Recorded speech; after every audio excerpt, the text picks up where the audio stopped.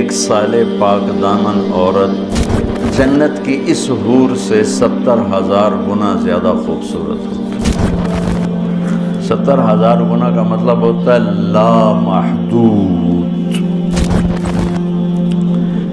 ایک دفعہ حضرت ام سلمہ نے پوچھا یا رسول اللہ نساء الدنیا افضل ام نساء الجنہ، دنیا کی عورتیں افضل ہیں یا جنت کی عورتیں؟ آپ نے فرمایا بل نساء الدنیا۔ ام سلمہ دنیا کی عورت؟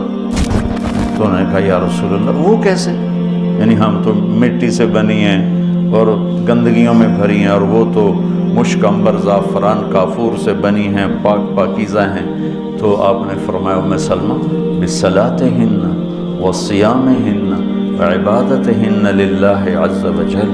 ام سلمہ یہ ان دنیا کی عورت نماز پڑھتی ہے، روزہ رکھتی ہے، اللہ کی بندگی کرتی ہے، اس وجہ سے البس اللہ وجوہہن النور، اللہ ان کے چہروں پہ اپنا نور ڈالے گا، واجسادہن الحریر، اور ان کے جسم کو ریشمی لباس سے سجائے گا، وامشاطہن الذہب، اور ان کی کنگھیاں سونے کی بنائے گا، ومجامرہن الالف، یہ میں نہیں دکھاتا یہ جو عود ہے الف، یہ پڑھ، اس کو کہتے ہیں مجمار۔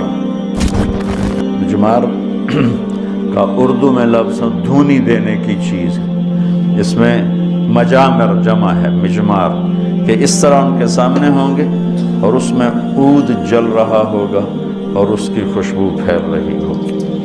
یہ دنیا کی عود ہے، ساری مسجد میں خوشبو آتی کہ نہیں آتی؟ موٹی سی چیز ہے، تو وہ کیا چیز ہوگی؟ وہ خوشبو ایک بہت بڑی یعنی فریش کرنے والی ایک نعمت اللہ نے بنائی۔